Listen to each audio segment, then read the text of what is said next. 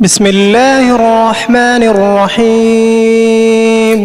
পরম করুণাময় অসীম দয়ালু আল্লাহর নামত আরম্ভ কৰিছো। طاسيم ميم تلك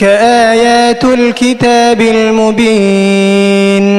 তসিম মিম এইবোৰ এটি সুস্পষ্ট কিতাপৰ আয়াত। نتلو عليك من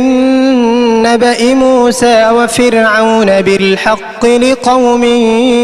يؤمنون মই মুমিনসকলৰ কল্যাণাৰ্থে মুসা আৰু ফিৰাউনৰ কিছু বৃত্তান্ত তোমাক যথাযথভাৱে পঢ়ি শুনাইছো।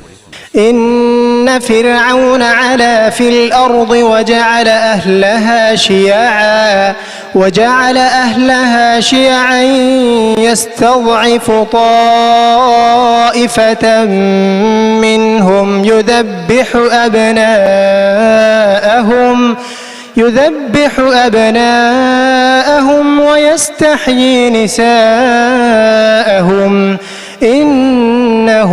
كان من المفسدين নিশ্চয় ফিৰাউনে পৃথিৱীত উদ্ধতা প্ৰকাশ কৰিছিল আৰু দেশৰ অধিবাসীসকলক বিভিন্ন শ্ৰেণীত বিভক্ত কৰি সিহঁতৰ এটা শ্ৰেণীক দুৰ্বল কৰি ৰাখিছিল। সি সিহঁতৰ পুত্ৰসকলক হত্যা কৰিছিল আৰু নাৰীসকলক জীৱিত কৰি এৰি দিছিল।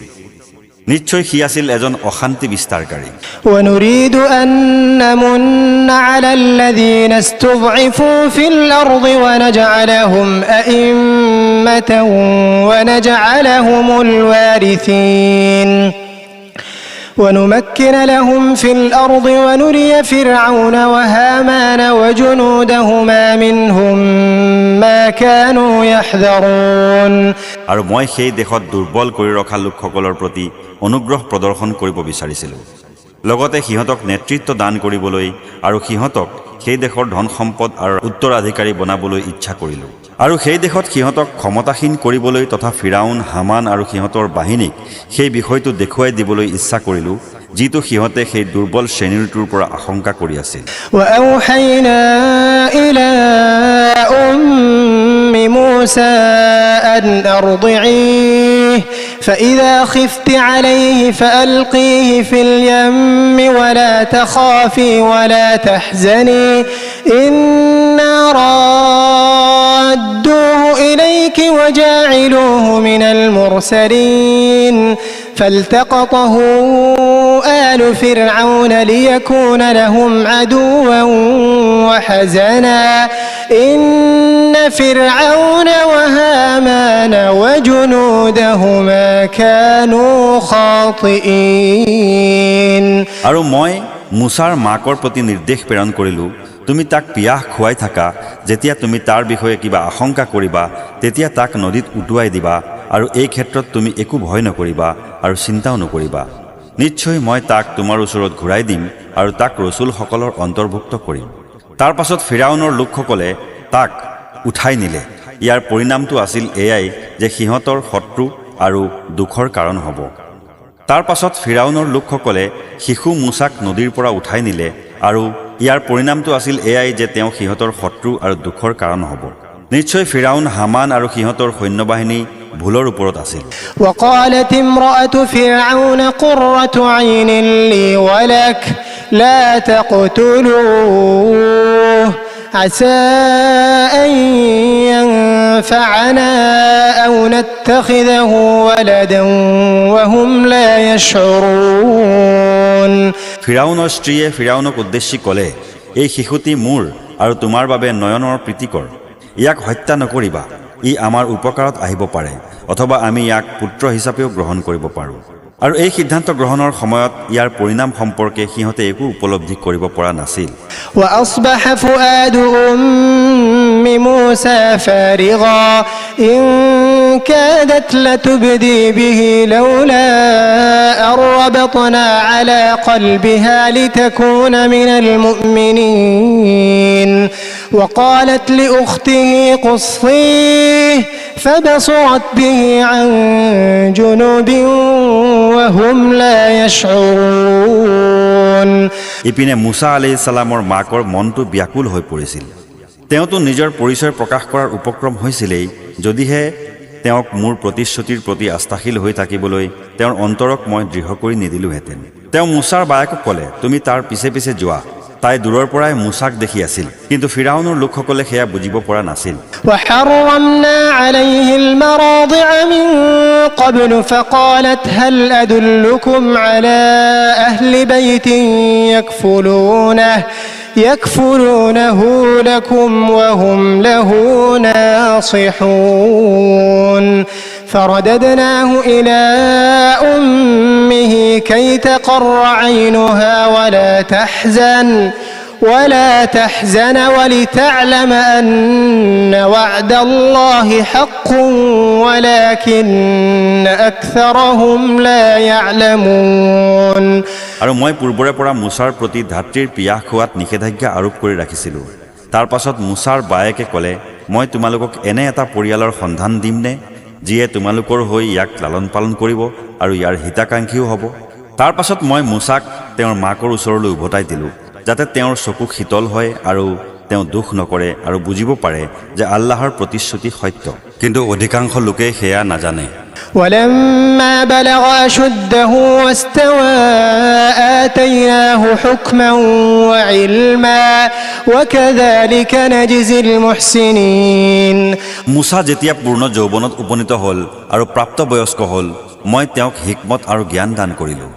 আৰু এইদৰেই মই সৎকৰ্মপৰায়ণসকলক পুৰস্কৃত কৰোঁ। ودخل المدينة على حين غفلة من أهلها فوجد فيها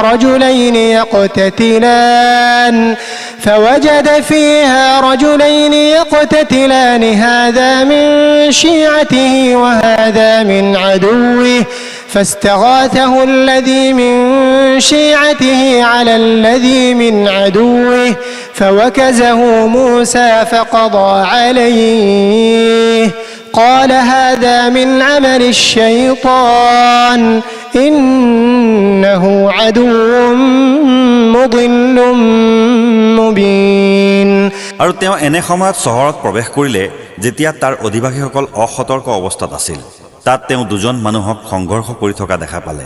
এজন আছিল তেওঁৰ নিজৰ ফৈদৰ আৰু আনজন আছিল শত্ৰুপক্ষৰ। মুছাৰ ফৈদৰ ব্যক্তিজনে তাৰ শত্ৰুৰ বিৰুদ্ধে তেওঁৰ সহায় বিচাৰিলে। তেতিয়া মুছাই তেওঁৰ শত্ৰুপক্ষৰ লোকজনক এটা ঘোচা মাৰিলে আৰু তাৰ মৃত্যু ঘটিল। মুছাই ক'লে, এয়া হৈছে শয়তানৰ কাম, নিশ্চয় সি প্ৰকাশ্য শত্ৰু আৰু বিভ্ৰান্তকাৰী। قال رب إني ظلمت نفسي فاغفر لي فغفر له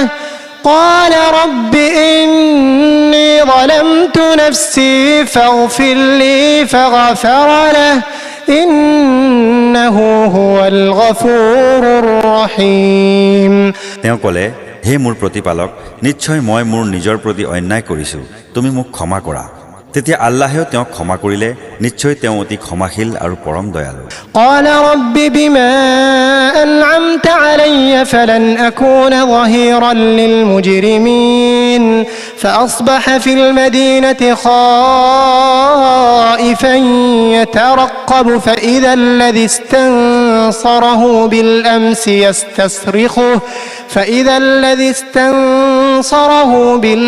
يستصرخه قال له موسى إنك لغوي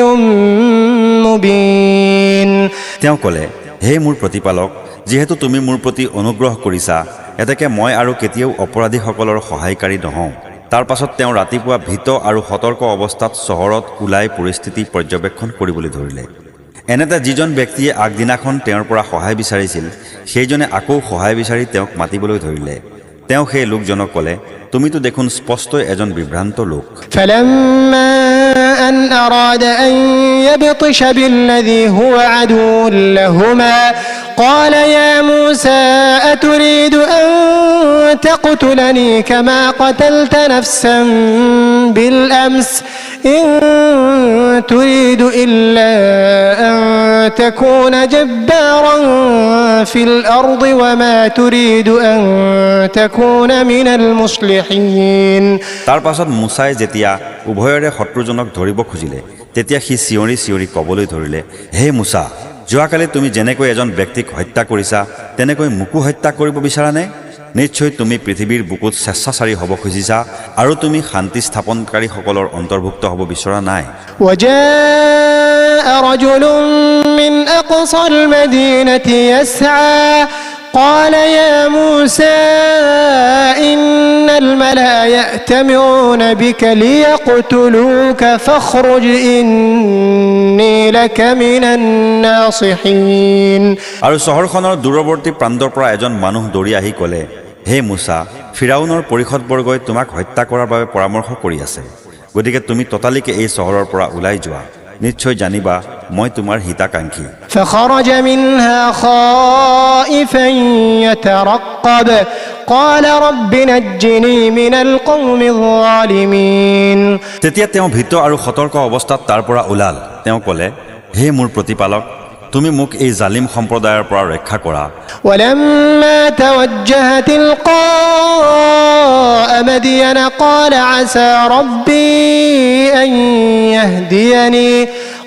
عسى ربي أن يهديني سواء السبيل আৰু যেতিয়া তেওঁ ময়দানলৈ যাত্ৰা কৰিলে তেতিয়া তেওঁ ক'লে আশা কৰোঁ মোৰ প্ৰতিপালকে মোক সৰল পথ প্ৰদৰ্শন কৰিব ولما ورد ماء مدين وجد عليه أمة من الناس يسقون ووجد من دونهم امرأتين تذودان قال ما خطبكما قالتا لا نسقي حتى يصدر الرعاء وأبونا شيخ كبير যেতিয়া তেওঁ ময়দানৰ এটা জলাশয় পালেগৈ তাত তেওঁ দেখিবলৈ পালে যে এদল মানুহে সিহঁতৰ পশুবোৰক পানী খুৱাই আছে আৰু সিহঁতৰ পৰা অলপ আঁতৰত দুজনী নাৰীয়ে সিহঁতৰ পশুবোৰক আগচি ধৰি ৰাখিছে তেওঁ ক'লে তোমালোকৰ কি নহৈছে সিহঁতে ক'লে সিহঁত পশুবোৰক লৈ আঁতৰি নোযোৱালৈকে আমি আমাৰ পশুবোৰক পানী খুৱাব নোৱাৰো আৰু আমাৰ পিতা অত্যন্ত বৃদ্ধ মানুহ فسقى لهما ثم تولى إلى الظل فقال رب إني لما أنزلت إلي من خير فقير فجاءته إحداهما تمشي على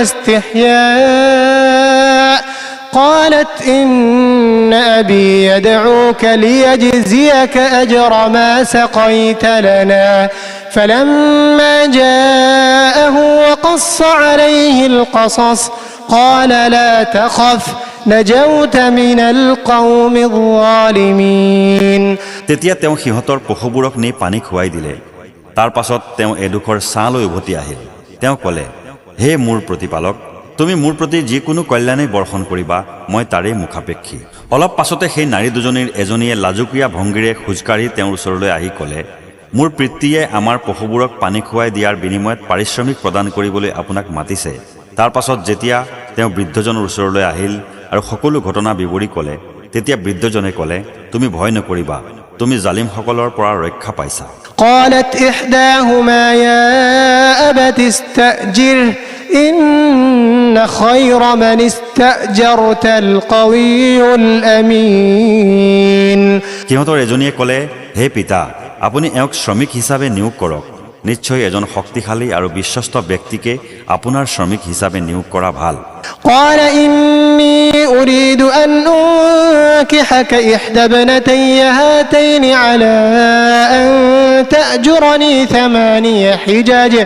فإن أتممت 10 فمن عندك وما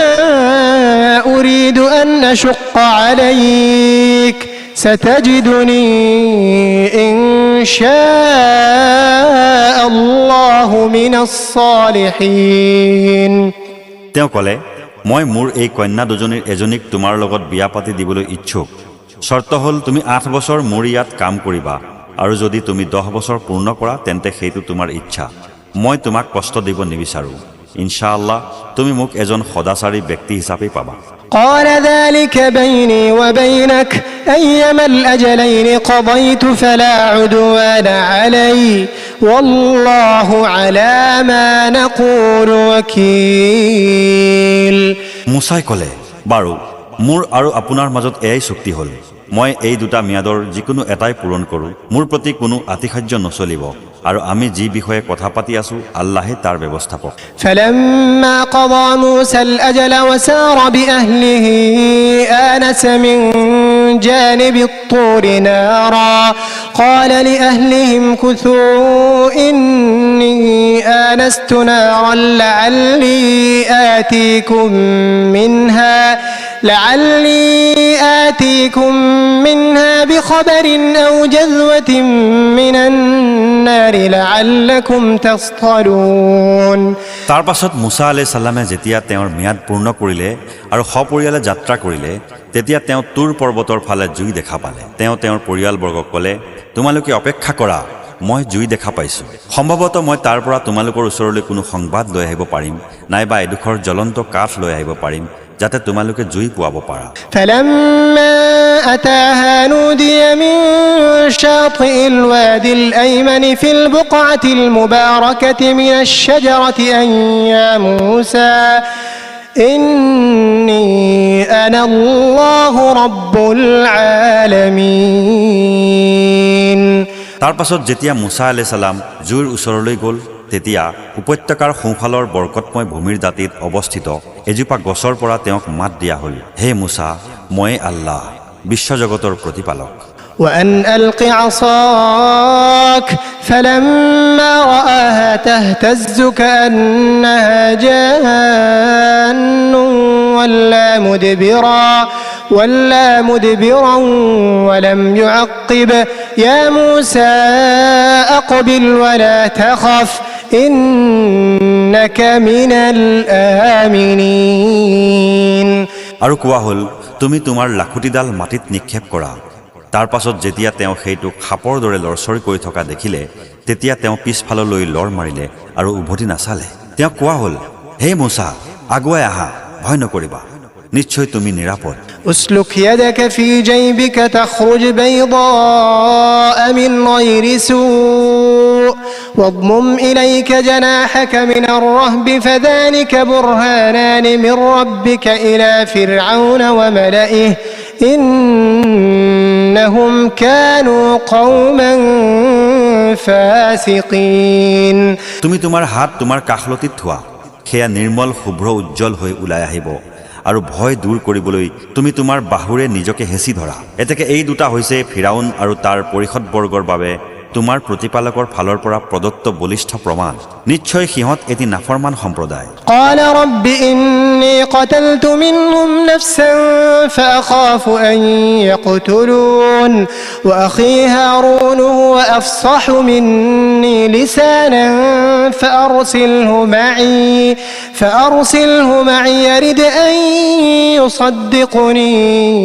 إني أخاف أن يكذبون মুছাই ক'লে হে মোৰ প্ৰতিপালক মই সিহঁতৰ এজনক হত্যা কৰিছিলো সেয়ে মই আশংকা কৰোঁ যে সিহঁতে মোক হত্যা কৰিব মোৰ ভাতৃ হাৰুণ মোতকৈ বাগ্মী গতিকে তেওঁকো মোৰ সহায়কাৰী হিচাপে প্ৰেৰণ কৰা তেওঁ মোক সমৰ্থন কৰিব মোৰ ভয় হয় যে সিহঁতে মোৰ প্ৰতি মিথ্যাৰোপ কৰিব قال سنشد عضدك بأخيك ونجعل لكما سلطانا فلا يصلون إليكما بآياتنا أنتما ومن اتبعكما الغالبون আল্লাহে ক'লে অতি সোনকালেই মই তোমাৰ ভাতৃৰ দ্বাৰা তোমাৰ বাহুক শক্তিশালী কৰিম আৰু তোমালোক দুয়োকে মোৰ নিদৰ্শনাৱলীৰ দ্বাৰা এনে প্ৰভাৱ দান কৰিম যে সিহঁত তোমালোকৰ কাষলৈও পৌঁছিব নোৱাৰিব তোমালোক আৰু তোমালোকৰ অনুসাৰীসকলেই জয়ী হ'বা فلما جاءهم موسى بآياتنا بينات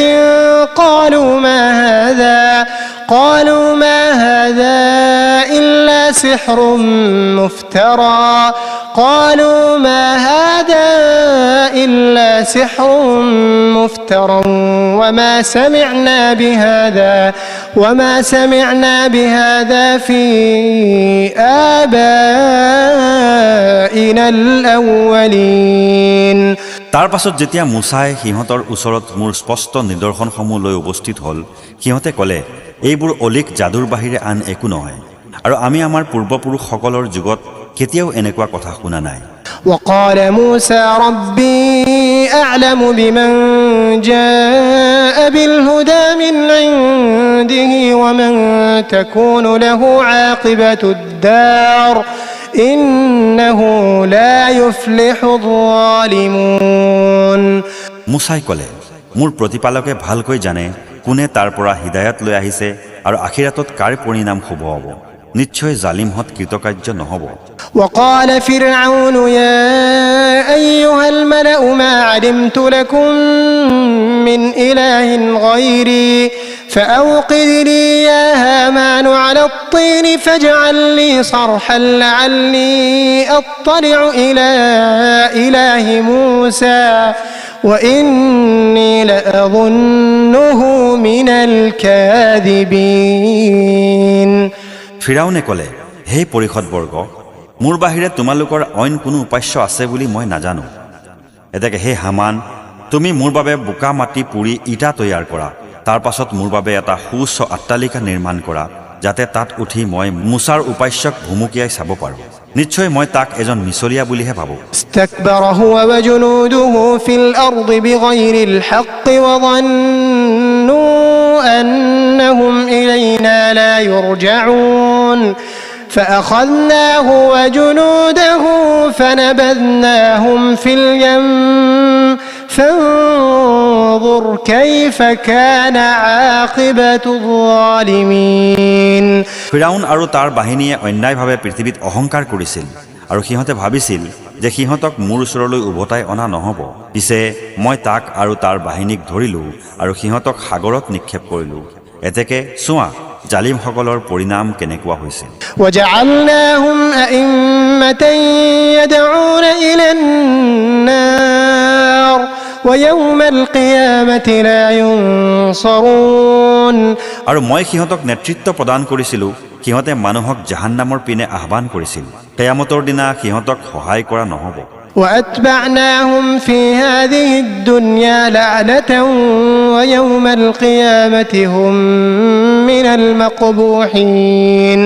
এই পৃথিৱীটো মই সিহঁতৰ প্ৰতি অভিশাপ অৱধাৰিত কৰিছোঁ আৰু কিয়ামতৰ দিনাও সিহঁত ঘৃণিত লোক হিচাপে গণ্য হ'ব। ولقد آتينا موسى الكتاب من بعد ما أهلكنا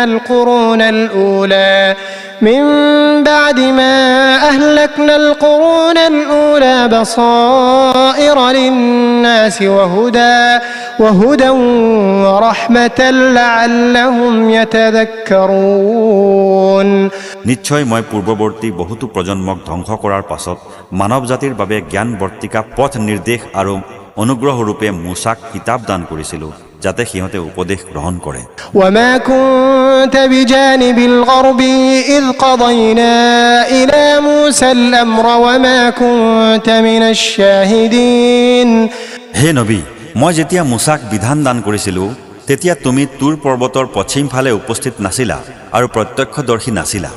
ولكننا أنشأنا قرونا فتطاول عليهم العمر وما كنت ثاويا في أهل مدين تتلو عليهم آياتنا ولكننا كنا مرسلين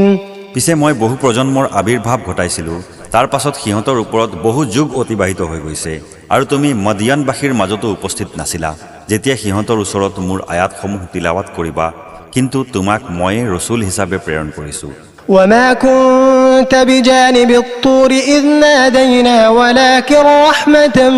من ربك لتنذر قوما ما أتاهم من نذير من قبلك لعلهم يتذكرون আৰু যেতিয়া মই মুছাক মাতিছিলোঁ তেতিয়াও তুমি তুৰ পৰ্বতৰ পাদদেশত উপস্থিত নাছিলা। দৰাচলতে এয়া তোমাৰ প্ৰতিপালকৰ দয়া যে তোমাক ওহীৰ মাধ্যমত এইবোৰ কথা অৱগত কৰা হৈছে, যাতে তুমি এনেকুৱা এটা সম্প্ৰদায়ক সতৰ্ক কৰিব পাৰা যিসকলৰ ওচৰত তোমাৰ পূৰ্বে অইন কোনো সতৰ্ককাৰী আগমন কৰা নাই, যাতে সিহঁতে উপদেশ গ্ৰহণ কৰে। ولولا أن تصيبهم مصيبة بما قدمت أيديهم فيقولوا ربنا لولا أرسلت إلينا رسولا فنتبع آياتك ونكون من المؤمنين অন্যথাই সিহঁতৰ কৃতকৰ্মৰ বাবে সিহঁতৰ ওপৰত কোনো বিপদ আহিলে সিহঁতে ক'লেহেঁতেন, হে আমাৰ প্ৰতিপালক, তুমি আমাৰ ওচৰলৈ ৰচুল প্ৰেৰণ কৰা নাছিলানো কিয়? তেতিয়া আমি তোমাৰ আয়াতসমূহ মানি চলিলোহেঁতেন আৰু মুমিনসকলৰ অন্তৰ্ভুক্ত হলোহেঁতেন। فلما جاءهم الحق من عندنا قالوا لولا أوتي مثل ما أوتي موسى أولم يكفروا بما أوتي موسى من قبل قالوا سحران تظاهرا وقالوا إنا بكل কাফিরুন। তাৰ পাছত যেতিয়া মোৰ ফালৰ পৰা সিহঁতৰ ওচৰত সত্য আহি পালে, তেতিয়া সিহঁতে ক'বলৈ ধৰিলে, মুছাক যি ধৰণৰ অলৌকিক নিদৰ্শন দিয়া হৈছিল তেওঁকো সেয়া দিয়া নহ'ল কিয়? তেন্তে কোৱাচোন, ইতিপূৰ্বে মুছাক যি দিয়া হৈছিল সেয়া সিহঁতে অস্বীকাৰ কৰা নাছিলনে? সিহঁতে কৈছিল, দুয়োটাই যাদু, যাৰ এটাই আনটোক সমৰ্থন কৰে। লগতে সিহঁতে কৈছিল, আমি এটাও নামানো। قل فأتوا بكتاب من عند الله هو أهدى منهما أتبعه إن كنتم صادقين। তুমি কোৱা, তোমালোক যদি সত্যবাদী হোৱা তেন্তে আল্লাহৰ ফালৰ পৰা এখন কিতাপ লৈ আহা, যিটো পথ নিৰ্দেশ প্ৰদান কৰাৰ ক্ষেত্ৰত এই দুয়োটাতকৈ উৎকৃষ্ট হ'ব। মই নিজেই সেই কিতাপৰ অনুসৰণ কৰিম। فإن لم يستجيبوا لك فاعلم أنما يتبعون أهواءهم ومن أضل ممن اتبع هواه بغير هدى من الله إن الله لا يهدي القوم الظالمين। পিছে সিহঁতে যদি তোমাৰ আহ্বানত সঁহাৰি নিদিয়ে তেন্তে জানি ৰাখা যে সিহঁতে কেৱল নিজৰ প্ৰবৃত্তিৰহে অনুসৰণ কৰে, আৰু যিয়ে আল্লাহৰ পথ নিৰ্দেশ অগ্ৰাহ্য কৰি নিজৰ প্ৰবৃত্তিৰ অনুসৰণ কৰে তাতকৈ অধিক পথভ্ৰষ্ট আৰু কোন হ'ব পাৰে? নিশ্চয় আল্লাহে জালিমসকলক পথ প্ৰদৰ্শন নকৰে। ولقد وصلنا لهم القول لعلهم يتذكرون الذين آتيناهم الكتاب من قبله هم به يؤمنون। অৱশ্যেই মই সিহঁতৰ ওচৰত এটাৰ পাছত আনটোকৈ উপদেশবাণী পहुঁচাই দিছোঁ, যাতে সিহঁতে উপদেশ গ্ৰহণ কৰে। ইয়াৰ আগত মই যিসকলক কিতাপ দান কৰিছোঁ তেওঁলোক ইয়াৰ প্ৰতি অৰ্থাৎ কোৰাণৰ প্রতি ঈমান পোষণ কৰে। وإذا يتلى عليهم قالوا آمنا به إنه الحق من ربنا إنا كنا من قبله مسلمين أولئك يؤتون أجرهم مرتين بما صبروا ويدرؤون بالحسنة السيئة ومما رزقناهم ينفقون। আৰু যেতিয়া তেওঁলোকৰ ওচৰত ইয়াক তিলাৱাত কৰা হয় তেতিয়া তেওঁলোকে কয়, আমি ইয়াৰ ওপৰত ঈমান আনিছোঁ, নিশ্চয় এইটো আমাৰ প্ৰতিপালকৰ ফালৰ পৰা অহা সত্য। আমি ইতিপূৰ্বেও অনুগত আছিলোঁ। তেওঁলোকক দুবাৰ প্ৰতিদান দিয়া হ'ব, এই কাৰণে যে তেওঁলোকে ধৈৰ্য ধাৰণ কৰে আৰু বেয়াক ভালৰ দ্বাৰা প্ৰতিহিত কৰে,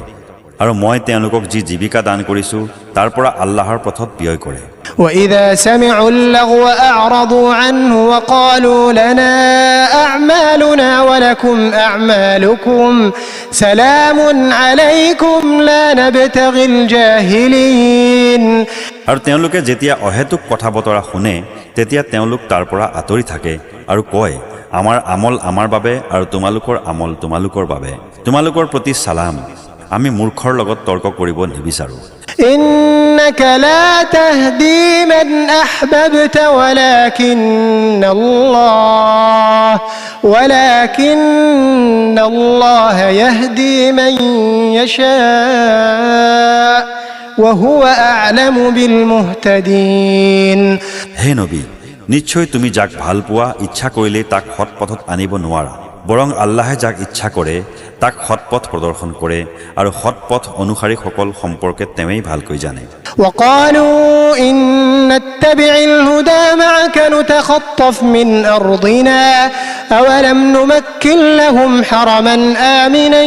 يجبى إليه ثمرات كل شيء ثمرات كل شيء رزقا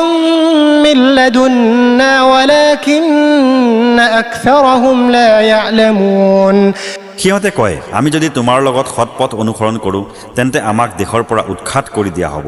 মই সিহঁতৰ বাবে এটা নিৰাপদ হাৰাম এলেকা প্ৰতিষ্ঠা কৰা নাইনে য'ত মই দান কৰা জীৱিকাৰূপে সকলো ধৰণৰ ফলমূল আমদানি হয় কিন্তু সিহঁতৰ অধিকাংশই এই বিষয়টো নাজানে وكم أهلكنا من قرية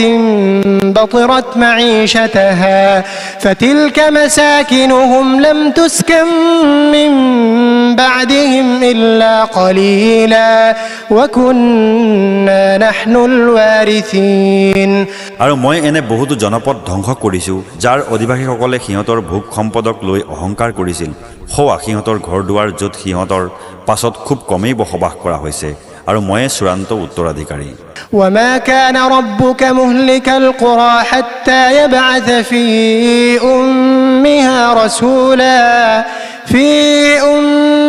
رسولا يتلو عليهم آياتنا وما كنا مهلك القرى إلا وأهلها ظالمون তোমাৰ প্ৰতিপালকে কোনো জনপদক তাৰ কেন্দ্ৰভূমিত সিহঁতৰ ওচৰত মোৰ আয়াতসমূহ পাঠ কৰি শুনাবলৈ কোনো ৰচুল প্ৰেৰণ নকৰালৈকে ধ্বংস নকৰে আৰু কোনো জনপদৰ অধিবাসীসকল জালিম নহ'লে মই সিহঁতক ধ্বংস নকৰোঁ وما أوتيتم من شيء فمتاع الحياة الدنيا وزينتها وما عند الله خير وأبقى أفلا تعقلون আৰু কোনো জনপদৰ অধিবাসীসকল অত্যাচাৰী নহ'লে তেনে ক্ষেত্ৰতো মই সিহঁতক ধ্বংস নকৰোঁ তোমালোকক যি দিয়া হৈছে সেয়াটো কেৱল পাৰ্থিৱ জীৱনৰ ভোগ সামগ্ৰী আৰু সৌন্দৰ্যহে মাথো আনহাতে আল্লাহৰ ওচৰত যি আছে সেয়াই উত্তম আৰু চিৰস্থায়ী পিছে তোমালোকে কথাটো নুবুজানে أفمن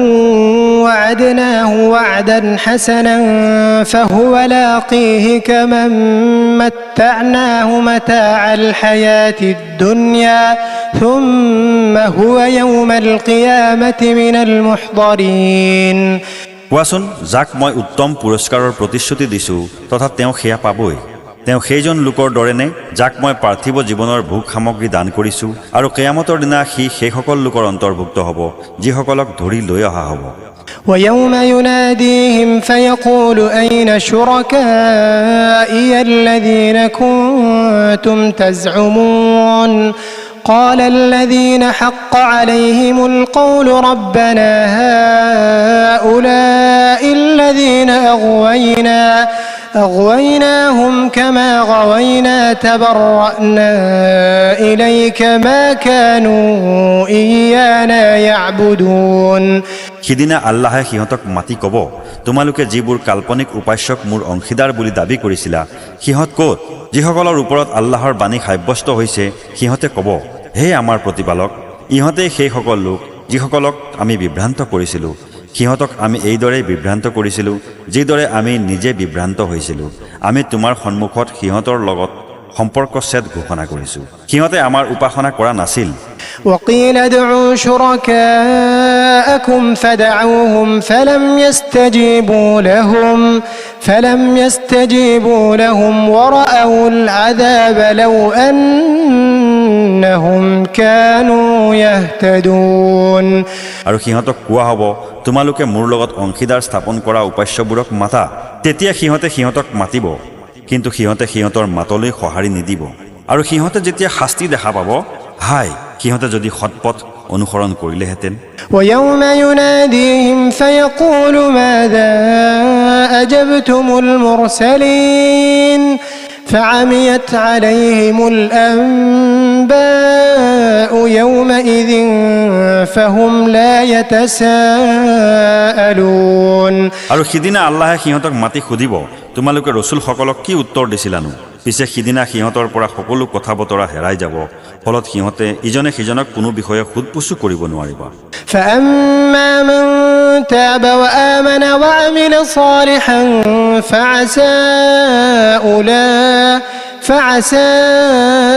أن يكون من المفلحين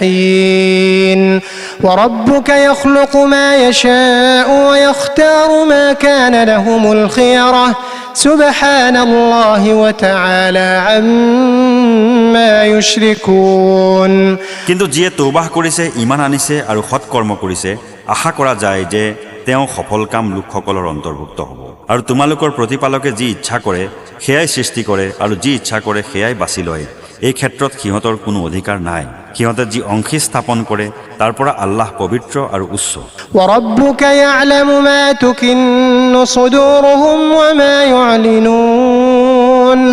وهو الله لا إله إلا هو له الحمد في الأولى والآخرة وله الحكم وإليه ترجعون আৰু সিহঁতৰ অন্তৰসমূহে যি গোপন কৰে তথা সিহঁতে যি প্ৰকাশ কৰে সেইবোৰ তোমালোকৰ প্ৰতিপালকে ভালদৰে জানে তেৱেই আল্লাহ তেওঁৰ বাহিৰে আন কোনো উপাস্য নাই দুনিয়া আৰু আখিৰাতত সকলো প্ৰশংসা তেওঁৰ বাবেই নিবেদিত তেৱেই বিধানদাতা আৰু তোমালোকক তেওঁৰ ওচৰলৈ উভতাই লৈ যোৱা হ'ব قل أرأيتم إن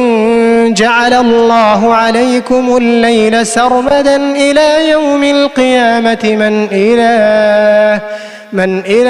غير الله يأتيكم بضياء أفلا تسمعون হে নবী তুমি কোৱা তোমালোকে ভাবি চাইছানে যদি আল্লাহে ৰাতিক কিয়ামতৰ দিনলৈকে স্থায়ী কৰি দিয়ে তেন্তে আল্লাহৰ বাহিৰে আৰু কোনো উপাস্য আছে যিয়ে তোমালোকৰ বাবে পোহৰ আনি দিব পাৰিব তথাপি তোমালোকে নুশুনানে قل أرأيتم إن جعل الله عليكم النهار سرمدا إلى يوم القيامة من إله غير الله يأتيكم بليل تسكنون فيه أفلا تبصرون কোৱা তোমালোকে ভাবি চাইছানে আল্লাহে যদি দিনক কিয়ামতৰ দিনলৈকে স্থায়ী কৰি দিয়ে তেন্তে আল্লাহৰ বাহিৰে আৰু কোন উপাস্য আছে যিয়ে তোমালোকৰ বাবে ৰাতিক আনি দিব যাৰ মাজত তোমালোকে বিশ্ৰাম গ্ৰহণ কৰা তথাপি তোমালোকে ভাবি নোচোৱানে ومن رحمته جعل لكم الليل والنهار لتسكنوا فيه ولتبتغوا من فضله ولعلكم تشكرون ويوم يناديهم فيقول أين شركائي الذين كنتم تزعمون তেৱেই নিজ অনুগ্ৰহত তোমালোকৰ বাবে ৰাতি আৰু দিন বনাইছে যাতে তোমালোকে বিশ্ৰাম গ্ৰহণ কৰিব পাৰা আৰু তেওঁৰ অনুগ্ৰহ সন্ধান কৰিব পাৰা লগতে যাতে তোমালোকে তেওঁৰ প্ৰতি কৃতজ্ঞতা প্ৰকাশ কৰা আৰু সিদিনা তেওঁ সিহঁতক মাতি সুধিব তোমালোকে যিবোৰ কাল্পনিক উপাস্যক মোৰ অংশীদাৰ বুলি ভাবিছিলা অংশীদাৰ বুলি দাবী কৰিছিলা সিহঁত ক'ত ونزعنا من كل أمة شهيدا فقلنا هاتوا برهانكم فعلموا أن الحق لله وضل عنهم ما كانوا يفترون মই প্ৰত্যেক দলৰ পৰাই একোজনকৈ সাক্ষী উলিয়াই আনিম আৰু কম তোমালোকে তোমালোকৰ প্ৰমাণ উপস্থিত কৰা তেতিয়া সিহঁতে জানিব পাৰিব যে উপাস্য হোৱাৰ অধিকাৰ কেৱল আল্লাহৰেই আৰু সিহঁতে যি মিছা ৰচনা কৰিছিল সেয়া সিহঁতৰ পৰা হেৰাই যাব إن قارون كان من قوم موسى فبغى عليهم وآتيناه من الكنوز ما إن مفاتحه لتنوء بالعصبة أولي القوة إذ قال له قومه لا تفرح إن الله لا يحب الفرحين নিশ্চয় কাৰুণ মুছা আলাইহিস সালামৰ সম্প্ৰদায়ৰ লোক আছিল কিন্তু সি সিহঁতৰ প্ৰতি অধ্যত্ব প্ৰকাশ কৰিছিল আৰু মই তাক ইমান ধন ভাণ্ডাৰ দান কৰিছিলোঁ যে তাৰ চাবিবোৰ বহন কৰা এদল শক্তিশালী মানুহৰ বাবেও কষ্টসাধ্য আছিল স্মৰণ কৰা যেতিয়া তাৰ সম্প্ৰদায়ৰ মানুহে তাক কৈছিল অহংকাৰ নকৰিবা নিশ্চয় আল্লাহে অহংকাৰী মানুহক ভাল নাপায় وابتغ فيما آتاك الله الدار الآخرة ولا تنس نصيبك من الدنيا وأحسن كما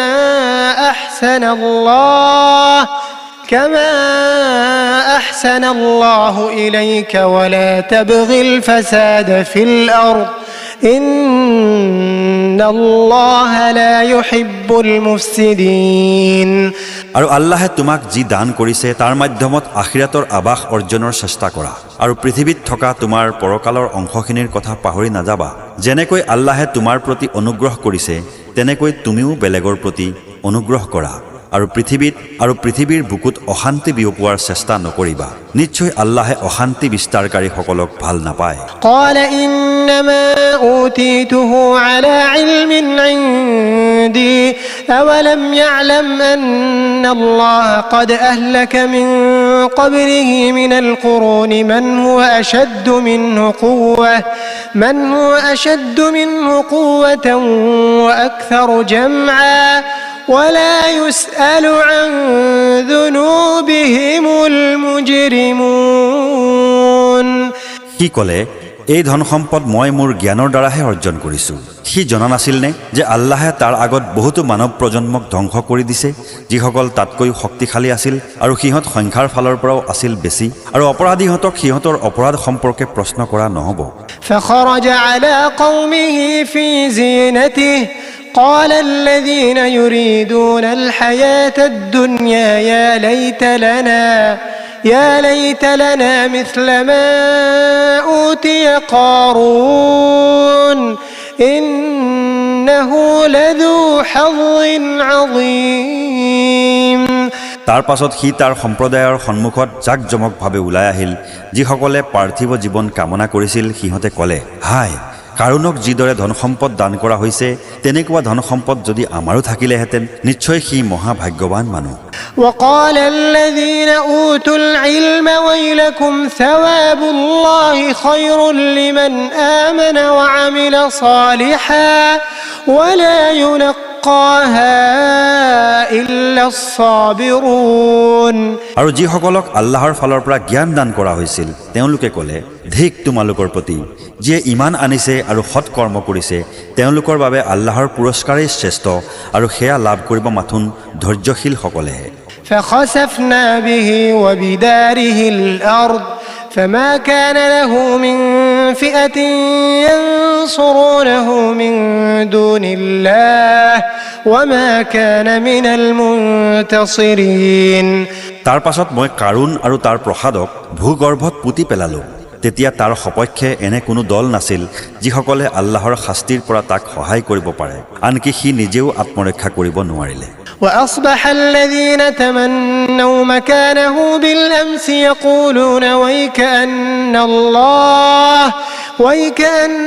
الله يبسط الرزق لمن يشاء من عباده ويقدر لولا أمن الله علينا لخسف بنا ويكأنه لا يفلح الكافرون আৰু যোৱাকালিয়ে যিসকলে তাৰ নিচিনা সম্পদশালী হোৱাৰ কামনা কৰিছিল সিহঁতে এতিয়া ক'বলৈ ধৰিলে দেখিলানে আল্লাহে তাৰ বান্দাসকলৰ মাজত যাক ইচ্ছা তাৰ জীৱিকা প্ৰশস্ত কৰি দিয়ে আৰু যাক ইচ্ছা তাৰ জীৱিকা সংকীৰ্ণ কৰি দিয়ে আল্লাহে আমাৰ প্ৰতি দয়া নকৰিলে আমাকো ভূগৰ্ভত পুতি পেলালেহেঁতেন অবিশ্বাসীহঁত কেতিয়াও সফল কাম নহয় تلك الدار الآخرة نجعلها للذين لا يريدون علوا في الأرض ولا فسادا والعاقبة للمتقين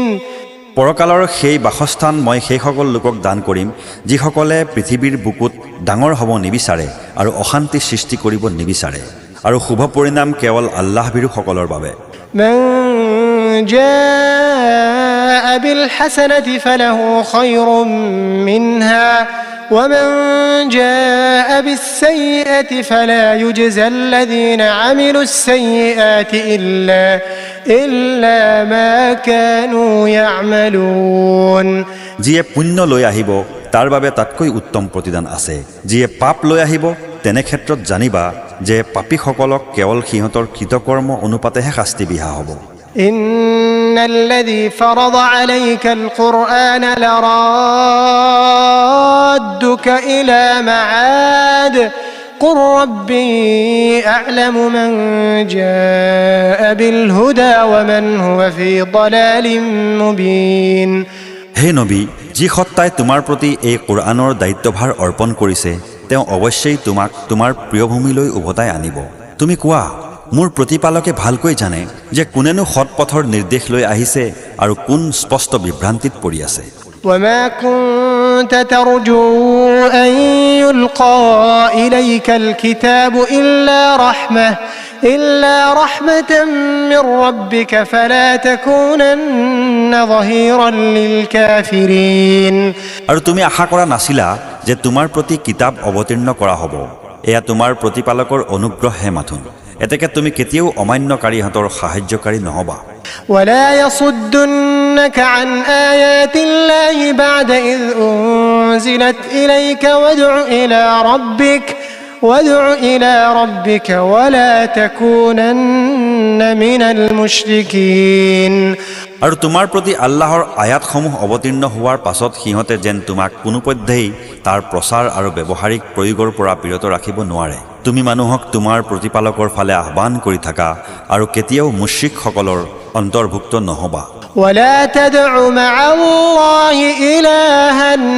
آخر لا إله إلا هو كل شيء هالك إلا وجهه له الحكم وإليه ترجعون। তুমি আল্লাহৰ লগত অইন কোনো উপাস্যক নামাতিবা।